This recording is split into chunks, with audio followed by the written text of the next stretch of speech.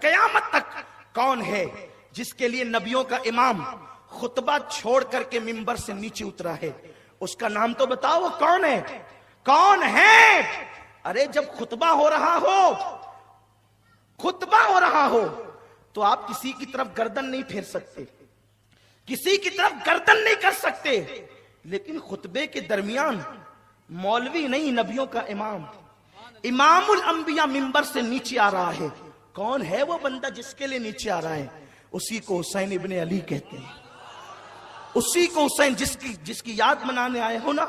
اور یہ محفل کسی کے بھروسے نہیں ہوتی، یہ محفل میں کوئی صدر نہیں ہوتا، یہاں صدارت اس محفل کی پنجتن کی ہوتی ہے، یہاں پنجتن صدارت کرتے ہیں، یہاں شیرنی تقسیم ہو یا نہ ہو، یہاں بی بی زہرا خیرات تقسیم کرتی ہے۔ ہاں آنے والوں سنو، اللہ تبارک و تعالی قرآن مقدس میں فرماتا ہے قُلْ لَا أَسْأَلُكُمْ عَلَيْهِ أَجْرًا إِلَّا الْمَوَدَّةَ فِي الْقُرْبَى۔ حبیب آپ کہہ دیں کہ میں نے تمہیں جو کچھ دیا، یعنی تمہارے درمیان دعوت و تبلیغ کا کام کیا، تم گمراہ تھے تمہیں ہدایت دی، تم بھٹک رہے تھے تمہیں صراط مستقیم دکھایا، تمہارے درمیان قرآن پہنچایا، پتھر کھائے لیکن تمہیں اللہ کا رستہ بتایا، اس پر میں تم سے کوئی اجرت نہیں مانگتا۔ کیا مانگتا ہوں؟ آقا فرماتے الا المودۃ فی القربى، میرے قرابت داروں سے محبت کرو۔ بات محبت کی ہے، دل کے کان سے سننا، بہت غور سے سننا۔ آقا نے قرآن میں اللہ نے آقا سے کہلوایا قل، حبیب آپ کہہ دیں، محبوب آپ کہیں، یہاں سے لے کے وہاں تک بہت سنجیدگی کا ماحول ہو اور کچھ سمجھنے کی کوشش کریں، اس لیے کہ ان باتوں کو ہمیں اپنی آئندہ نسلوں میں منتقل کرنی ہے۔ اور میں قرآن پڑھ رہا ہوں، قرآن۔ اگر کسی کو حسین کے خلاف بولنا ہے تو دلیل میں پہلے قرآن لانا پڑے گا، اگر کسی کو اہل بیت کے خلاف بولنا ہے تو دلیل میں حدیث لانی پڑے گی، کیونکہ میں قرآن سے دلیل پیش کر رہا ہوں، پہلی دلیل قرآن ہے۔ حبیب آپ کہہ دیں آپ، میں تم سے کچھ اجرت نہیں مانگتا سوائے اس کے کہ میرے قرابت داروں سے محبت کرو۔ قرابت دار میں ابو لہب بھی تھا، مکے کے بہت سارے لوگ رشتہ داریاں جوڑے ہوئے تھے۔ آقا سے صحابہ نے پوچھا یا رسول اللہ، ہمارے ماں باپ آپ پہ قربان، جب اللہ کا حکم آ گیا کہ آپ کے رشتہ داروں سے ہم محبت کریں تو وہ کون لوگ ہیں آقا جن سے ہمیں محبت کرنی ہے؟ آقا وہ کون لوگ ہیں؟ حضور وہ کون لوگ ہیں؟ امام حسن مجتبی کھیل رہے ہیں، چہرہ دیکھ کے کہتے او حسن، تو تیرے بابا علی کے مشابہ نہیں ہے، تو تو میرے نبی کے مشابہ ہے۔ اور اٹھا کر اپنے کندھوں پہ بٹھایا، اپنی گردن پر۔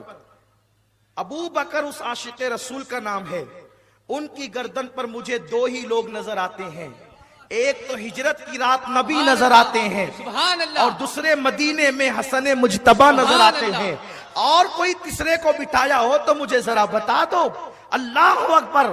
بٹھایا حسن کو کس شان سے، ایک سینے پر ایک پیر، دوسرے سینے پہ دوسرا پیر، اور اس کے بعد جب لے کر کے چلے ہیں مدینے کی گلی میں، وہ ابو بکر جو اپنی اولاد کو اپنے کندھے پہ نہ بٹھائے، وہ حسن مجتبی کو بٹھائے، وہ بھی کب؟ بچپن میں، کب؟ اپنے بڑھاپے کی عمر میں، اپنی داڑھی سفید ہے، علم اتنا کہ نبی کا شاگرد ہے، لیکن نبی کے گھر کے بچے کو اپنے کندھے پہ بٹھایا۔ کسی سے دیکھا نہ گیا، پوچھنے والے نے پوچھا او ابو بکر یہ کیا کر رہے ہو؟ آپ مومنوں کی امیر ہو، صحابہ کے امام ہو، نبی کے شاگرد ہو، داڑھی سفید ہے، لوگوں میں بزرگ ہو، لوگوں میں محترم ہو، وہ ہو جن کے لیے قرآن کی 22 آیتیں نازل ہوئی ہے، وہ ہو کہ نبی جہاں گئے ساتھ لے گئے، ہجرت میں ساتھ لے گئے، جہاں گئے ساتھ، غزوات میں ساتھ، جنگ میں ساتھ، امن میں ساتھ، جن کے لیے کہا نبیوں کے بعد افضل مقام ابو بکر کا ہے۔ ابو بکر یہ کیا کرتے ہو؟ کہنے والے کو کہتے ہیں تجھے حیرت ہے میں یہ کیا کر رہا ہوں؟ میں کوئی نیا کام نہیں کر رہا ہوں، یہ بدعت نہیں کر رہا ہوں۔ اہل بیت کی محبت جو ہے نا، وہ بدعت نہیں کر رہا ہوں، میں نے اپنے نبی کو یہی کرتے دیکھا اس لیے میں بھی یہ کر رہا ہوں۔ اب ایک بات میں یاد کرنا چاہتا ہوں، حضور نے کہا تھا حضور نے کہا تھا ابو بکر میں کندھے پہ بٹھاتا ہوں تو بھی بٹھانا؟ نہیں کہا تھا. حضور نے بس کہا تھا محبت کرو. حضور نے کیا کہا تھا؟ کیا کہا تھا؟ مجھے بخاری، مسلم، ترمذی، ابن ماجہ میں یا اور بھی جتنی کتابیں حدیث کی، جس کو جتنی کتابوں کے نام یاد ہو، اس میں کوئی ایک حدیث دکھائیں کہ حضور نے کہا کہ میرے بعد میری اولاد کو اپنے کندھوں پہ بٹھانا. بولو کہا تھا حضور نے؟ نہیں کہا تھا. بخاری مسلم تو بعد میں آئی، ابو بکر کے دور میں یہ سب نہیں تھا. صدیق نے تو ڈائریکٹ حضور کو دیکھا تھا، حضور سے بھی ڈائریکٹ کچھ ایسا نہیں سنا تھا، لیکن حضور نے اتنا کہا تھا کہ محبت کرنا. کیا کرنا؟ توجہ، کیا کرنا؟ کیا کرنا؟ بس حضور نے کہا محبت کرنا. تو جو چیزیں محبت کا اظہار ہوتی ہے وہ سب کرنا. ایک جملہ محبت اور اس میں ساری چیزیں حضور نے لپیٹ دی، سمیٹ دی، سمندروں کو کوزے میں ڈال دیا. یعنی محبت میں یہ آتا ہے کہ دیکھ کر اٹھ کے کھڑے ہو جاؤ، یہ بھی محبت کا عنوان ہے. ان کے لیے کھڑے بھی ہو جانا. محبت میں یہ آتا ہے سلام کرنا تو ان کو ان پہ سلام بھی پڑھنا. محبت میں یہ آتا ہے جب وہ زمین کے اوپر حیات ہو تو ان کو نظر دینا. اور محبت میں یہ بھی آتا ہے کہ جب وہ زمین کے اندر پیاسے چلے جائیں تو ان کے نام کے شربت بنا کر کے غلاموں کو پلاتے رہنا. سبحان اللہ. دراصل یہ باب محبت سے ہے. محبت کا عنوان یہ ہے، محبت کا عنوان یہ ہے. اس کا فائدہ کیا ہے؟ فائدہ یہ، میرے آقا سے کسی نے عرض کیا یا رسول اللہ میرے گناہ بہت ہو گئے، میں کیا کروں؟ آقا فرماتے لوگوں کو پانی پلاتا رہے، تیرے گناہ جھڑتے چلے جائیں گے. ارے یوں ہی پانی پلائے تو مغفرت ہو جائے، اگر حسین کے نام کا شربت پلائے تو اللہ درجات کتنے بلند فرمائے گا. دراصل محبت کا حکم دیا گیا ہے. لیکن دراصل بات یہ ہے کہ بڑھاپے میں بھی اگر انسان عشق نہ سیکھے تو وہ بکتا ہی رہے گا، ہذیان گوئی کرتا ہی رہے گا. لیکن اگر کوئی اہل عشق سے پوچھے نادان تو شربت کی بات کرتا ہے کہ شربت حسین کے نام پہ تقسیم کرے یا نہ کرے، وہ تو اللہ نے جانوں پہ ظلم کرنا حرام کر دیا ہے. اگر اللہ نے منع نہ کیا ہوتا تو ہم عاشقان اہل بیت اپنے خون کو نچوڑ کر حسین کے نام پہ تقسیم کر دیتے. سبحان اللہ. نعرہ تکبیر، نعرہ رسالت. شربت کیا چیز ہے؟ سبحان اللہ. شربت کی کیا چیز ہے؟ اگر اللہ نے منع نہ کیا ہوتا کہ اپنی جانوں پہ ظلم نہ کرنا، یہ جان کا حق ہے، اسی لیے ہم ماتم نہیں کرتے. اس لیے ہم ماتم نہیں کرتے کیونکہ جانوں پہ ظلم کرنا یہ ماتم کی قسم میں سے ہے. ہم زندہ و جاوید کا ماتم نہیں کرتے. تو لوگوں محبت کرو اہل بیت سے. اور یہ اہل بیت کون لوگ ہیں؟ کبھی ایسا ہوتا ہے کہ باپ بڑا ہے تو اس کی محبت یوں ہی تھوپی جاتی ہے، یعنی اس کی اولاد کی محبت کرو. باپ بڑا ہے نا، اس کی محبت، اس کی اولاد کی محبت کرو. اہل بیت وہ لوگ نہیں کہ بڑے باپ کی اولاد ہے تو کچھ بھی کر رہے ہیں اور ان سے محبت کرو. اہل بیت وہ لوگ ہیں کہ بڑے باپ کی اولاد ہے لیکن اتنے پاک ہیں کہ قرآن ان کے لیے کہتا ہے انما یرید اللہ لیذھب عنکم الرجس اہل البیت ویطہرکم تطہیرا.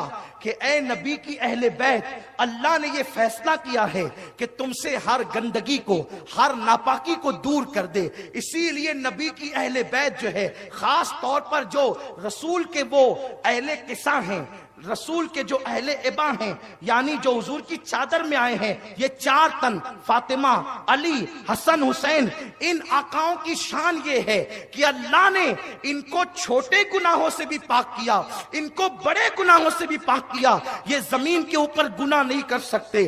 یہ پاک ہے جھوٹ سے، یہ پاک ہے غیبت سے، یہ پاک ہے گندگی سے، بلکہ خلاف اولا جو اعمال ہیں ان سے بھی جو ہے اللہ نے ان لوگوں کو پاک کر دیا. ان کی طہارت کو خدا نے بیان فرمایا ہے. میرے آقا صلی اللہ علیہ وسلم کے دیوانوں، اب ذرا دل کے کانوں سے سنو ان اہل بیت کے لیے حضور کیا کہتے ہیں، جن کی محبت میں تم آئے ہو، جن کے عشق میں تم آئے ہو. آقا کریم نے ایک دن فرمایا علی ذرا کاغذ لینا اور قلم لینا، میں ایک بات تجھ سے کہتا ہوں وہ لکھتے چلے جانا. مولا علی نے عرض کیا یا رسول اللہ، کیا آپ کو یہ لگتا ہے کہ میں آپ کی باتیں سننے کے بعد بھول جاؤں گا اس لیے آپ مجھ سے لکھوا رہے ہیں؟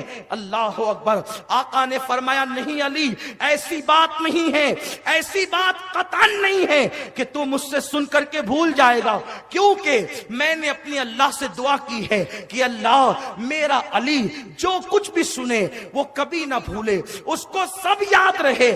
پھر آقا آپ لکھانا کیوں چاہتے ہیں؟ آقا نے فرمایا اس لیے علی کی یہ تحریر گواہ بن جائے، تیرے بعد جب تیری اولاد آئے تو اس میں منتقل ہوتی چلی جائے، اس لیے کہ تیرے بعد یہ جو لڑکا بیٹھا ہے نا اس کا نام حسن ہے، وہ امام ہوگا، اس کے بعد تیسرا امام، وہ جو دوسرا بیٹھا ہے نا حسین، وہ امام ہوگا، اس طرح تیری نسل میں امامت چلے گی۔ تو میں کچھ لکھوانا چاہتا ہوں۔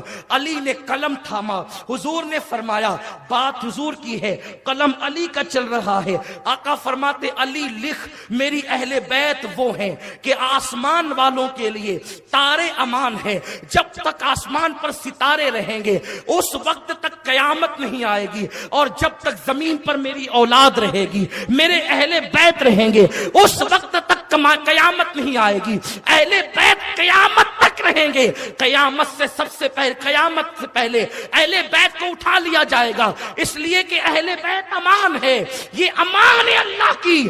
مسلمانوں بے فکر رہو جب تک کہ سادات تمہارے درمیان ہے، حضور کی اہل بیت ہے، تم پہ قیامت نہیں آئے گی۔ اس کے بعد میرے آقا فرماتے ہیں علی لکھ کہ جب اللہ تبارک و تعالی آسمان سے پانی برساتا ہے تو میری اہل بیت کے صدقے میں برساتا ہے، جب وہ زمین سے دانا اگاتا ہے تو میری اہل بیت کے صدقے میں اگاتا ہے۔ لوگوں کی دعائیں ان کی بدعمالیوں کی بنیاد پر رد کی جانے والی ہوتی ہے، تو اللہ میری اہل بیت کے صدقے میں ان مردود کی جانے والی دعاؤں کو قبول فرما لیتا ہے۔ آقا ارشاد فرماتے ہیں علی میری اولاد وہ ہے، میری آل وہ ہے کہ اللہ اکبر، اللہ نے ان کی محبت کے صدقے لوگوں پر جہنم کی آگ کو حرام فرما دیا ہے۔ اس کے بعد حضرت سیدنا امام جعفر صادق فرماتے ہیں کہ ایک رسی ہے جو آسمان سے زمین کی طرف لٹکی ہوئی ہے، اگر تم اس کو پکڑ لوگے تو تم گمراہ نہیں ہو سکتے، تم گمراہی کے دلدل میں نہیں جا سکتے۔ آقا کریم کے اس شہزادے نے کہا کہ اس رسی کو پکڑ لو۔ لوگوں نے سوال کیا وہ رسی کیا ہے؟ فرمایا نحنو، ہم وہ رسی ہے، ہم اہل بیت وہ رسی ہے۔ میرے آقا صلی اللہ علیہ وسلم کے دیوانوں، اس لیے آقا کریم صلی اللہ علیہ وسلم فرماتے ہیں تم اپنی اولاد کو 3 باتیں سکھاؤ، تم اپنی اولاد کو 3 چیزیں سکھاؤ، اپنے نبی کی محبت، نبی کی اہل بیت کی محبت اور تلاوت قرآن۔ ان 3 چیزوں کو تم پہلے اپنی اولاد کو سکھاؤ۔ حدیث اٹھا کر کے دیکھیں، اس کے بعد لوگ ایک اعتراض بہت تیزی کے ساتھ کر رہے ہیں، یہ کیا پاگل پن ہے؟ توجہ فرمائیں، میں بات حدیث سے کرنا چاہتا ہوں، یہ کیا پاگل پن ہے؟ ہزاروں لوگ جمع ہو جاتے ہیں اور اس کے بعد حسین حسین کرتے ہیں، علی علی کرتے ہیں، یہ تو رافضیوں کا طریقہ ہے۔ یاد رکھیں ہم رافضیت پہ لعنت کرتے ہیں، مگر آپ کو بتاؤں اہل بیت کے ذکر کے لیے لوگوں کو جمع کرنا، بھیڑ اکٹھا کرنا، لوگوں کو دعوت دینا، یہ میرا طریقہ نہیں ہے، یہ آپ کا طریقہ نہیں ہے، یہ نبیوں کے امام کا طریقہ ہے۔ جب اہل بیت کا ذکر کرنا ہوتا ہے تو کتنا اہتمام کرتے ہیں نبی۔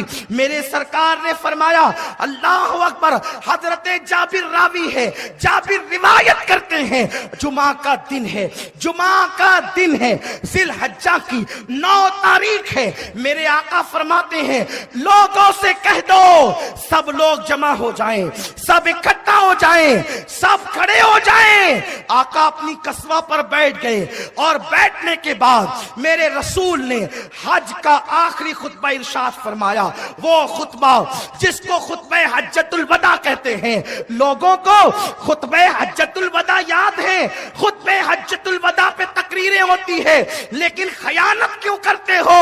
جس وقت میرے رسول نے حجۃ الوداع کا وہ حج کا آخری خطبہ دیا جس کو لوگ عالمی منشور کہتے ہیں، اس وقت میرے آقا نے اپنی اونٹنی قصبہ پہ بیٹھ کر کے کہا انی تارک فیکم الثقلین۔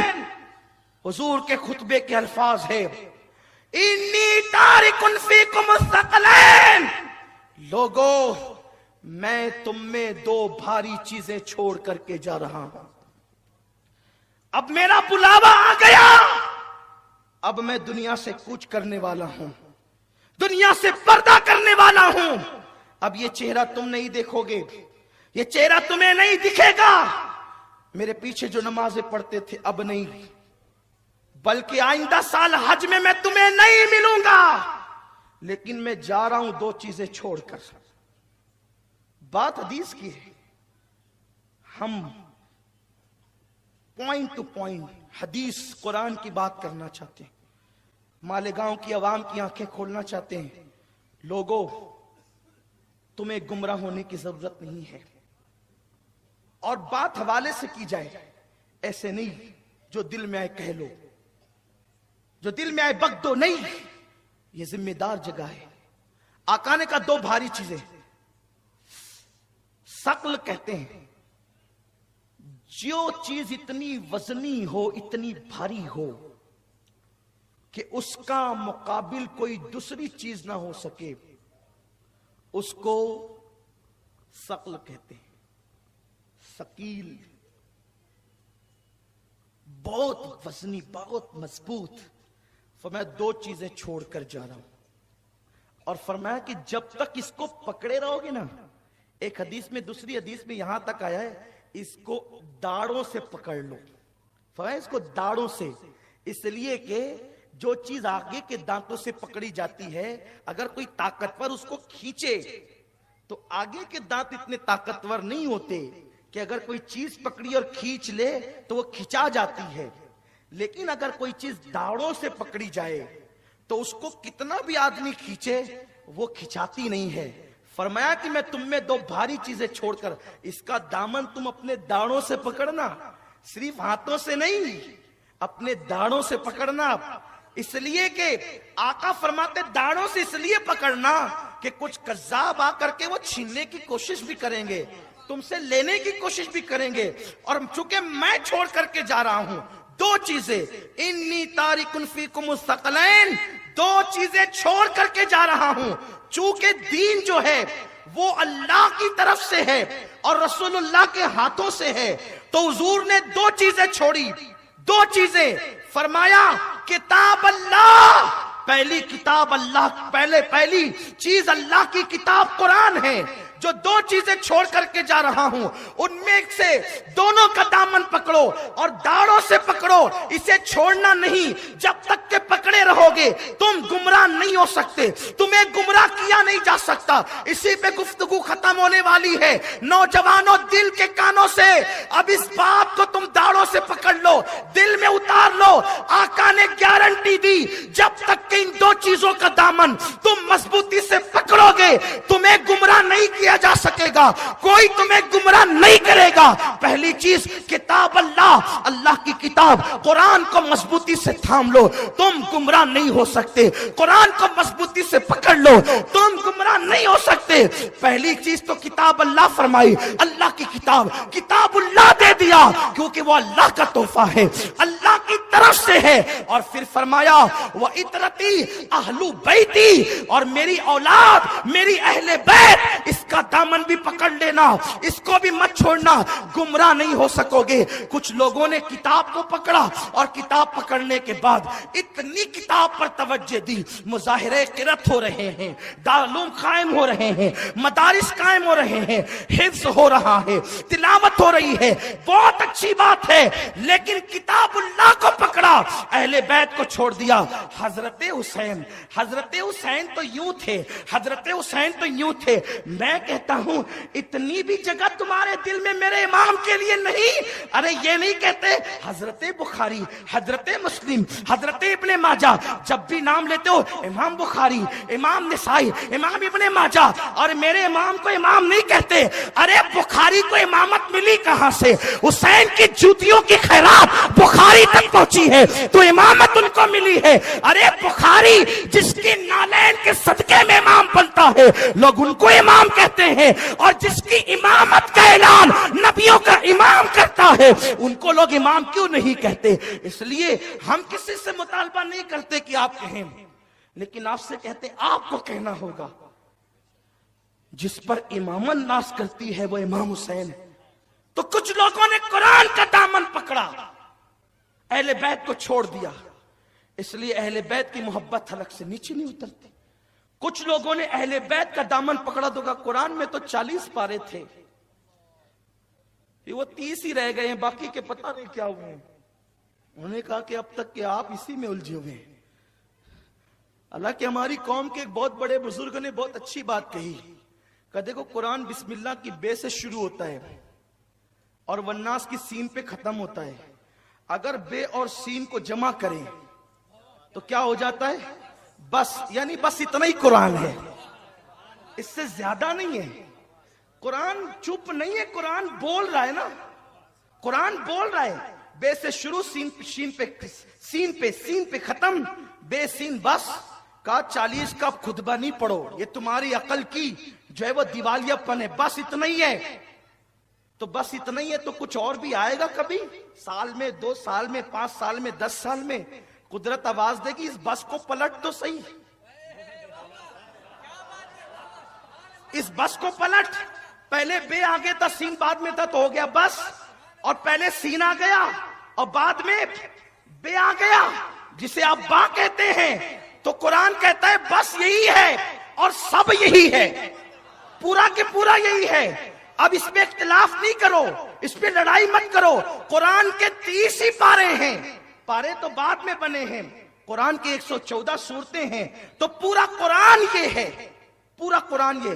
تو ایک طبقے نے قرآن کو پکڑا، اہل بیت کو چھوڑا، اور ایک طبقے نے اہل بیت کا دامن پکڑا تو یوں بھی کر دیا کہ قرآن مکمل نہیں، ادھورا ہے، اس نے خیانت کی اور اس نے خیانت کی اور اس نے یہ کیا۔ ہم کہتے نہیں، قرآن پورا ہے۔ اہل بیت کا دامن پکڑ کے صحابہ کو لوگوں نے گالیاں دینا شروع کی۔ ہم کہتے وہ اہل بیت والا کبھی نہیں ہو سکتا جو صحابہ کو گالیاں دے، اس لیے کہ صحابہ میرے نبی کے وہ صحابہ ہیں کہ جن لوگوں نے تن من دھن کی قربانی دی۔ جب کوئی نہیں تھا تب وہ حضور کے آگے پیچھے تھے، اپنا مال حضور کے قدموں پہ نثار کرتے تھے۔ اس لیے دونوں کو پکڑنا ہوگا، اور ہم اہل سنت و جماعت اعتدال کے راستے پر ہے۔ اس لیے ہم لوگوں نے قرآن کو بھی پکڑا اور اہل بیت کو بھی پکڑا۔ اسی لیے ہم جو ہے وہ رمضان شریف کی 27ویں کو یوم قرآن بھی مناتے ہیں، یوم نزول قرآن بھی مناتے ہیں، شب نزول قرآن بھی مناتے ہیں، اور جب محرم شریف آتا ہے تو یوم حسین بھی کرتے ہیں، آقا حسین کا تذکرہ بھی کرتے ہیں۔ میرے آقا صلی اللہ علیہ وسلم کے دیوانوں، لوگ اتنا ڈراتے ہیں آپ کو، یا حسین مت کہو، یا علی مت کہو، یہ رافضیت ہے، لوگ تمہیں رافضی ہونے کا تانا دیں گے۔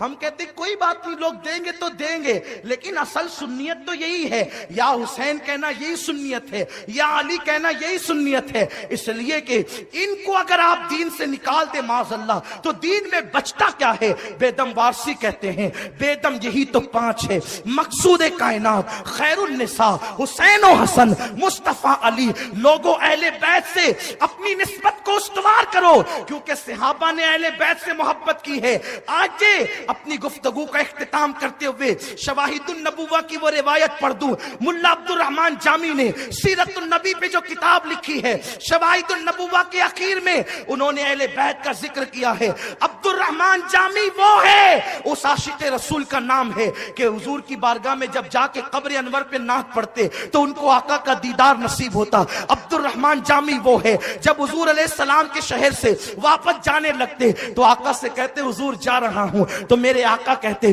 بس سلامت روی وہ باز آئی۔ ایسا عاشق ہے، انہوں نے جو روایت لکھی ہے میں اس کو اپنی الفاظ میں پیش کرنا چاہتا ہوں۔ اہل بیت سے صرف تم ہی محبت نہیں کر رہے ہو، دیکھو صحابہ نے کتنی محبت کی، کس شان سے محبت کی۔ اللہ اکبر۔ مولانا عبد الرحمن جامی لکھتے ہیں، اور کیا پیارے انداز سے لکھتے ہیں، فرماتے ہیں اللہ اکبر، حضرت سیدنا امام محمد باقر رضی اللہ تبارک و تعالیٰ عنہ 6-7 سال کے ننھے سے بچے ہیں، یہ امام حسین کے سگے پوتے ہیں، لیکن یہ صحابی نہیں ہے، اس لیے کہ صحابی وہ ہیں جس نے ایمان کی حالت میں آقا کریم کو دیکھا اور ایمان کی حالت میں دنیا سے کوچ کر گیا۔ تو چونکہ امام حسین کی شادی بھی نہیں ہوئی تھی حضور علیہ السلام کی ظاہری حیات میں، اس لیے ان کے صاحبزادے امام زین العابدین صحابی نہیں، وہ اہل بیت ہے، حضور کی اولاد ہے۔ ان کے بیٹے امام باقر، جب ابا صحابی نہیں تو بیٹے کا صحابی ہونے کا سوال نہیں ہو سکتا۔ امام محمد باقر کی عمر 6-7 سال کی ہے. ایک مریض کی عیادت کے لیے مدینہ طیبہ کے ایک محلے میں امام محمد باقر گئے. دیکھو 6-7 سال کی عمر میں بھی اتنا شعور ہے اہل بیت کو کہ مریض کو دیکھنے جاتے ہیں, دعائیں کرنے جاتے ہیں. کیونکہ مدینے والے بلاتے تھے, او نبی کے بیٹو آؤ, آپ ہمارے مریض کے سراہنے آئیں گے تو شفا ہوگی, دعا کرو تو بلائیں ٹلے گی. صحابہ وہ تھے. آج محرم شریف میں لوگ صحابہ کو گالیاں دیتے ہیں, کہتے ہیں سب کچھ اہل بیت ہے, صحابہ کچھ نہیں. ہم کہتے ہیں نہیں, ایسا مت کہو, اس لیے کہ اہل بیت نبی کے گھر والے ہیں اور صحابہ نبی کے دروازے پہ کھڑے رہنے والے ہیں. اور ہمیں تو جب یار کے شہر کی مٹی سے محبت ہے تو جو دروازوں پہ رات دن کھڑے رہتے تھے ان سے کیوں محبت نہیں ہوگی. صحابہ بلاتے تھے. اور یہ عبد الرحمن جامی صاحب کا حوالہ اس لیے پیش کر رہا ہوں تاکہ آپ کے ذہن سے وہ جو شکوک و شبہات ہیں وہ نکل جائیں. اہل بیت سے محبت کر سکتے ہیں, صرف رافضی کرتے ہیں. رافضی کچھ نہیں کرتے بھائیوں, وہ تو صرف سیاست کرتے ہیں. محبت تو اہل سنت کرتے ہیں, اور اہل بیت کی محبت ہی ایمان و سنیت ہے. ڈرنا نہیں کسی سے, جتنی محبت کر سکتے ہو کرنا, اور انہی کی محبت میں نیاز کرتے ہو کرو, شربت پلاتے ہو پلاؤ. کہا کسی چھوکرے نے کہا کہ یہ بدعت ہے. تو مجھے پتا چلا, میں نے کہا یار یہ بدعت ہے تو کیا یہ جاہل لوگ کرتے تھے؟ تو میں نے سوچا کہ چلو سب مسلک کی کتابیں اٹھا کے پڑھتے ہیں. تو ابتدا کی میں نے مولوی اسماعیل دہلوی کے چچا کی کتاب فتاوی عزیزی اٹھائی, کیونکہ شاہ عبد العزیز صاحب جو ہے اس کو مولوی اسماعیل دہلوی کے گروپ والے لوگ بھی مانتے ہیں اور ہم لوگ بھی شاہ صاحب کو مانتے ہیں.